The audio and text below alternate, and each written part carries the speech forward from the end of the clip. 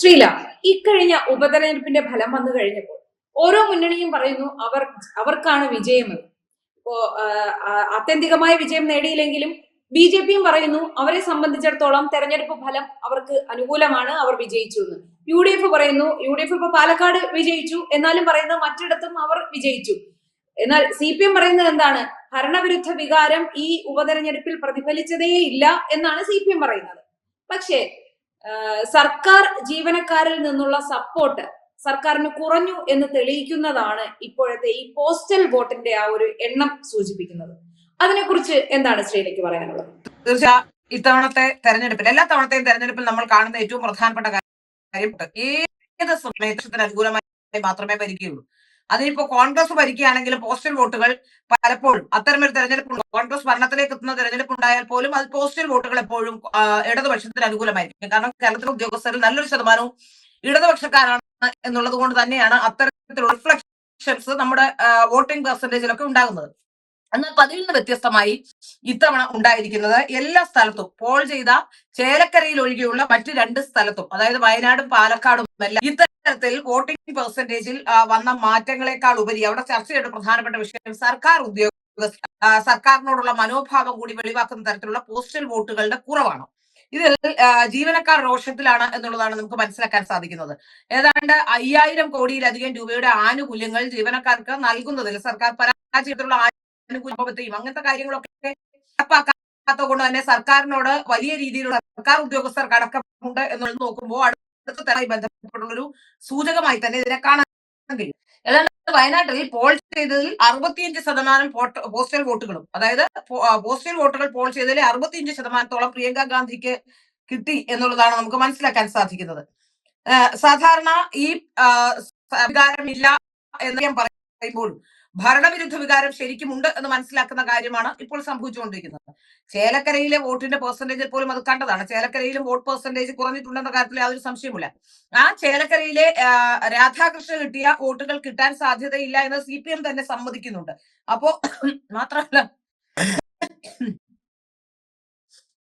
മാത്രമല്ല ചേലക്കരയിൽ, അതായത് ഒരു പട്ടിക ജാതി മന്ത്രി ഇല്ലാത്തത്, അങ്ങനെ ഒരു മന്ത്രി വലിയ രീതിയിൽ പ്രതിഫലിച്ചു എന്നും ഒരു പട്ടിക മന്ത്രിയെ സർക്കാരിന്റെ ഭാഗമായി അടുത്ത മുഖ്യമന്ത്രി സ്ഥാനത്തേക്ക് പോലും വിജയനെക്കാട്ടിൽ സീനിയറായി പരിഗണിക്കാവുന്ന രാധാകൃഷ്ണനെ മാറ്റാൻ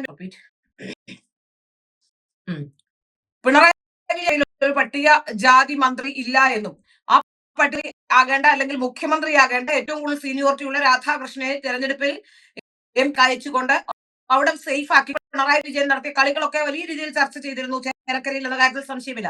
അത് തന്നെയാണ് ചേലക്കരയിൽ വോട്ടിൽ ഗണ്യമായ കുറവ് CPM ഉണ്ടാകാനുള്ള കാരണവും. പക്ഷെ ആ ഒരു വിജയം കൊണ്ട് മാത്രം കഴിഞ്ഞ കാലഘട്ടങ്ങളിൽ ഉണ്ടാക്കിയ വിവാദങ്ങളും അതുകൊണ്ട് തന്നെ ഇത് ചർച്ചയാകാതെ പോയി എന്നുള്ളത് വളരെ പ്രധാനപ്പെട്ട കാര്യമാണ്.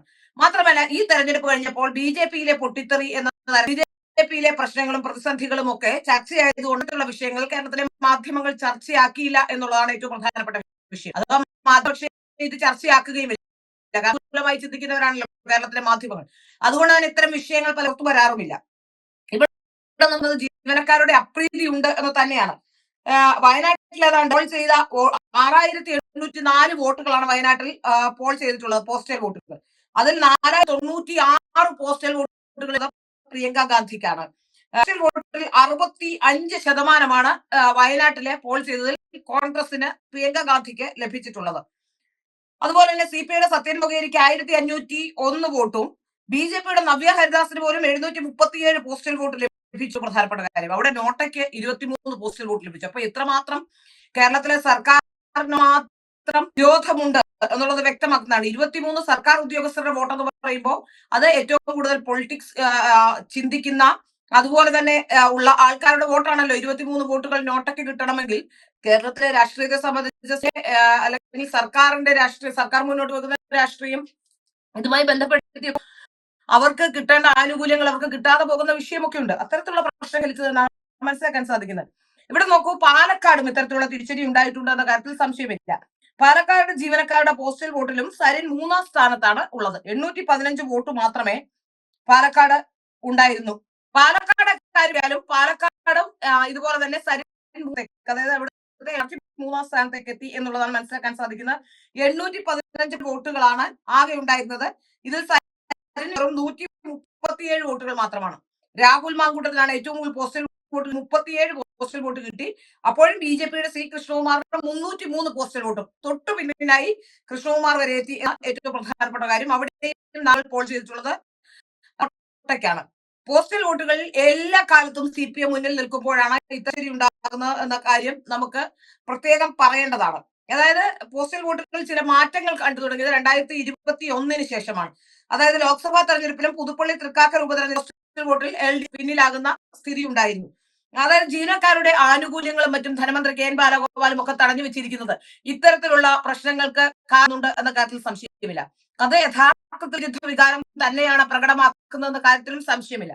എന്നാൽ ചേലക്കരയിലെ ഒരു തെരഞ്ഞെടുപ്പ് കൊണ്ട് മാത്രം, ചേലക്കരയിൽ കിട്ടിയ ഒരു വിജയം കൊണ്ട് മാത്രം ഇരുട്ടുകൊണ്ട് ഓട്ടയടയ്ക്കുന്ന പോലെ CPM ഈ വിഷയം ചർച്ചയാക്കാതിരിക്കാൻ വലിയ തരത്തിൽ ശ്രമം നടത്തിയിട്ടുണ്ട് എന്ന കാര്യത്തിൽ സംശയമില്ല.